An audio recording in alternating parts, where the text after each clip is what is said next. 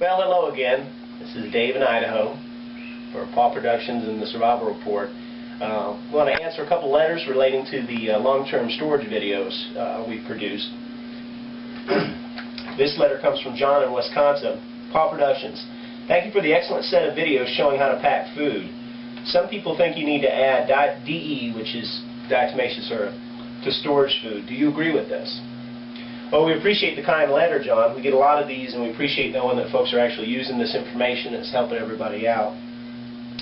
At this point in time, no professional packing house uses diatomaceous earth, or DE, to pack super pails or number 10 cans or any sort of thing like that. OFD, Walton Feed, Honeyville, none of these major packing houses use that. That alone tells me something. If you do a search on diatomaceous earth on Wikipedia, you're going to find that they warn you about the inhalation hazards of using diatomaceous earth. Okay, so if you do that, please wear good masks. Probably do it outside and things like that. It really isn't necessary. All right, it could be a problem. We don't use it. One of the things we're going to do in this video is we're going to show you some results of old storage food and how long it lasts. That isn't, most of which wasn't packed properly back in the day, because there was no Mylar liners and there was no oxygen absorbers back in the late 80s and early 90s. So we're going to show you some food, how it turned out 15 or 20 years later, even not packed good. So we appreciate that letter. Have one or two other quick letters here. Another reader who wants to stay anonymous, which we don't have a problem with that, asked about using dry ice as a fumigant. He asks, is it necessary to use dry ice? Dry ice can be hard to find and is dangerous to work with. I wouldn't suggest it for the novice packer. If you have experience already with it, by all means, if that's what you're comfortable using.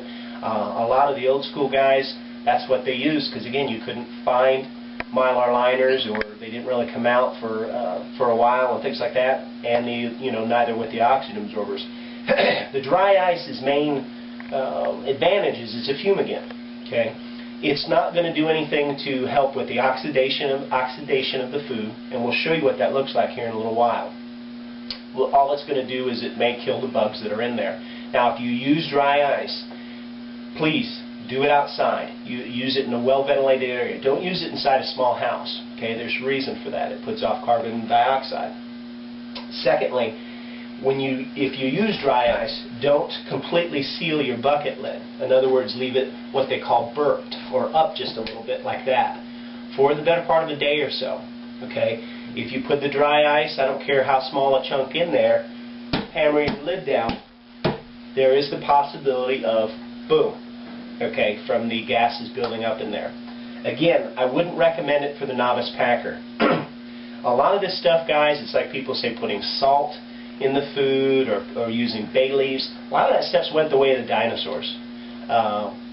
If you want to use them, that's fine. That's your business. I don't care how you pack food. I just care that you do it so that you get some food put back for your family.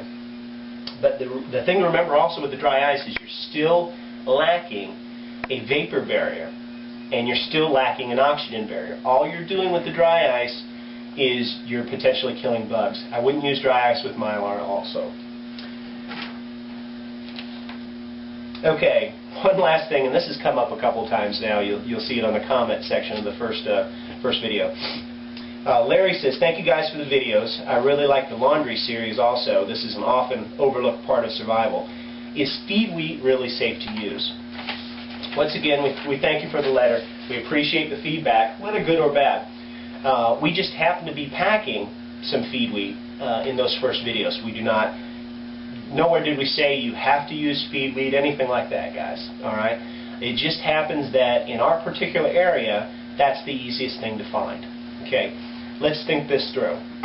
Does a farmer go out and say, well, I'm going to plant this field here in people wheat, and I'm going to plant that field in animal wheat? No, he doesn't do that. There is no two types. They're the same, they're the same species. The difference is what happens is when it gets to the feed mill.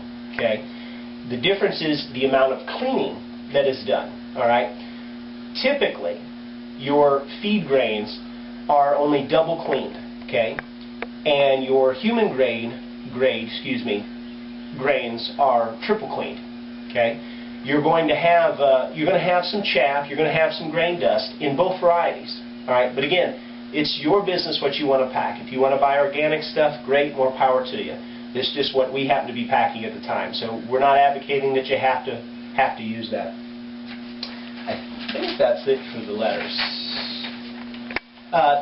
Just a quick note on the fumigation and things like that. At a general rule, as far as back to the subject of the dry ice or the diatomaceous earth, as a general rule, if you buy good clean grains, okay, if you don't let them sit around for 6 months, in other words, you get them and you pack them in fairly short order, all right?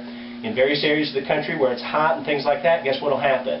If you leave them sit in your basement or in your house for 6 months, bugs will find their way into them. I don't care how clean your house is. That's just a fact, all right? So if you get them, buy good stuff. If you pack them fairly quickly, and if you use the Mylars and the oxygen absorbers, you're not going to have a problem with bugs, okay? So again, nobody uses diatomaceous earth in a professional, at any of the professional packing houses, and nobody's used dry ice in 100 years. So, but if you want to use them, that's your business. One of the things we wanted to show you today, and I know we're already running out of time, is some results of some old storage food. Okay, none of this stuff that we're going to show you in this video was put up with Mylar liners and oxygen absorbers. There seems to be this big consensus where folks think if you know your food's just going to go bad in a really short period of time. Folks, it isn't. Here's some wheat. This is early 90s stuff.